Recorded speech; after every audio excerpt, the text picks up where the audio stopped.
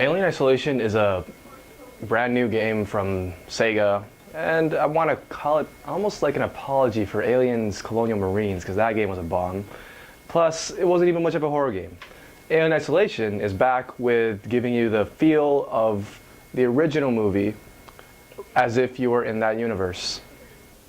Alien Isolation is a new game brought to you by Sega, which is a sequel to Alien, but kind of a prequel to the further movies. It's set 15 years after the events of Alien, and you play as Amanda Ripley, the daughter of Ellen Ripley. Alien Isolation is played in the first person, and it captures the right atmosphere of the original movie. That sense of dread, the sense of death around every corner, is brought to life within the video game. And I gotta say, it is terrifying. So the game is set 15 years after the events of Alien, and Amanda is transferred to the Sevastopol station in order to find the flight recorder of the Nostromo, which Ellen Ripley was on. But later they find out that the station was ravaged by an alien.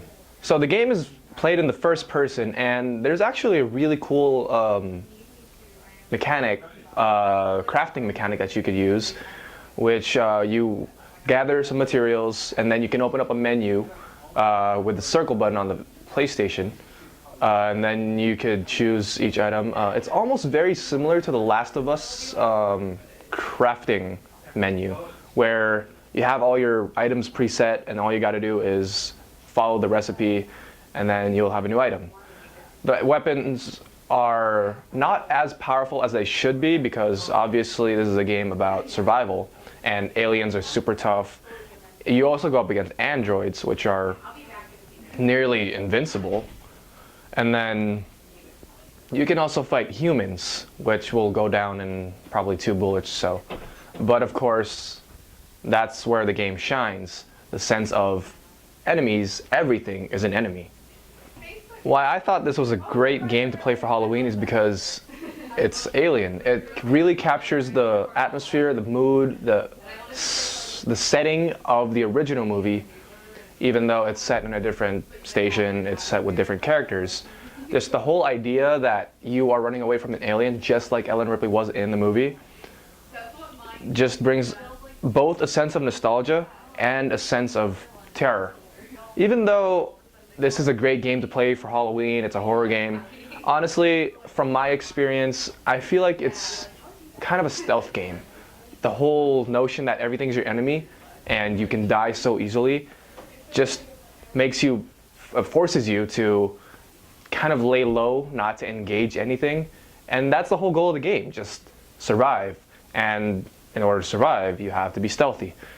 So more than half of the time, you're just going to spend your time crouching down, making sure nothing sees you. And it still gives you that sense of dread, because if you do get spotted, you're practically going to die like on the spot. That's essentially what raises your heartbeat like that. It's not because of jump scares, it's not because of horror like gore or all that nonsense. It's really just because you can die within seconds of being spotted by an alien, an android, or even humans. Especially because the alien will just chase you down as soon as he sees you. You have no escape. You can't even kill it. The androids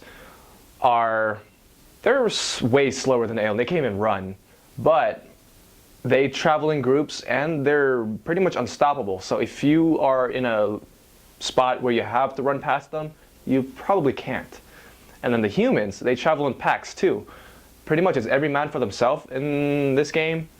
So once a human sees you, you're pretty much going to die unless it's scripted that you won't.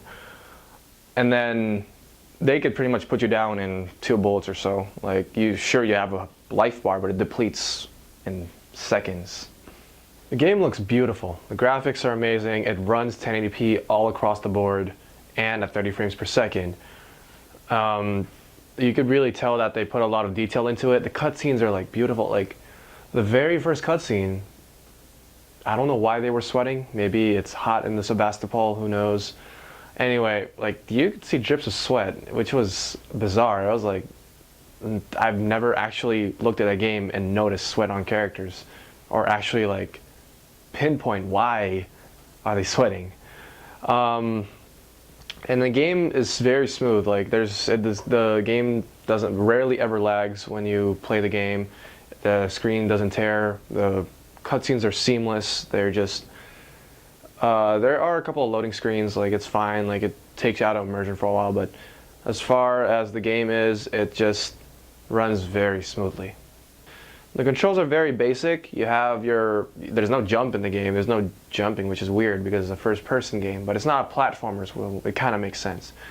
Your primary button is X to use. Square is normally it's a reload button. Triangle is just your flashlight. In the game, you actually have a flashlight, and you press triangle to turn it on, or Y on the Xbox, and then you have to have batteries. You have a limited supply of batteries, which is an interesting touch. And the circle or the B button is your crafting button, which I've already talked about earlier. There's also a lean feature in the game, which is generally something you think about when you think about shooters, but in this game it actually makes sense because you want to be able to peek around corners to make sure there's no danger around the corner, and it's a really useful mechanic. And then you also have your melee weapons, your guns, which is basically with the trigger buttons, which left trigger to raise your weapon, right trigger to shoot it. And there's also the motion tracker, which is of course a nod to the original movie. It works just like in the movie. Apparently it's modified to show your objective, which is very useful, so you don't have to jump back and forth between the maps. All you gotta do is raise your motion tracker, and at the same time you're also checking whether or not there's danger nearby. A really cool touch that I love about the PS4 version is that if you already know that the PlayStation 4 has like a light bar and it has a speaker built into the controller, the noises of your motion tracker actually go through the controller's speaker, and the light on your controller will blink as if it was the motion tracker itself. So the default color is blue, but when you have your tracker out or there's something going on the tracker, it will blink green or be a steady green when you have your motion tracker out. It's a really small touch, but it's really great how they actually work that into the controller to fully immerse you within the game. The only thing I probably don't like about this game is that the difficulty setting is not really understandable because the game itself kind of is random. It's not randomly generated, it's just the game doesn't really string together sometimes. I don't know if it's just me, but some of my friends who also played the game didn't even get to pick up the weapon at a certain part of the game where you're supposed to. Like there was a revolver, I got it, but my friend has already passed where I'm at, but he hasn't gotten a revolver yet. Apart from that, the encounters are kind of random with the aliens. Sure, they're only scripted to the point that that level is supposed to be with an alien roaming, or this level is supposed to be with androids roaming or humans, but it's sometimes really hard to predict where exactly is the alien.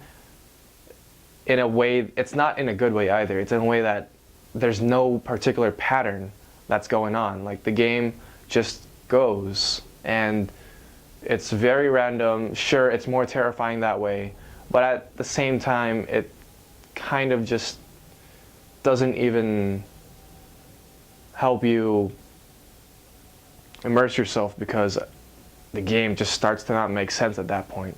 After playing for 3 hours or so, I haven't encountered any glitches, I haven't encountered any graphical hiccups. Like the game, as I said, it runs smoothly, there's nothing much wrong with it.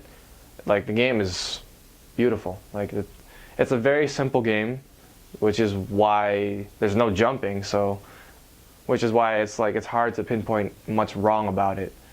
But just the gameplay itself is kind of what draws me away for a bit, because as I said, it's essentially just a stealth game. Like if you really just if you can't immerse yourself because of like the things that I just said, like it's random, it's like there's some things that you just don't understand sometimes, the game really is just a stealth game. But if you treat it as it's a nod to the original movie, then you could fully experience the satisfaction of playing the game.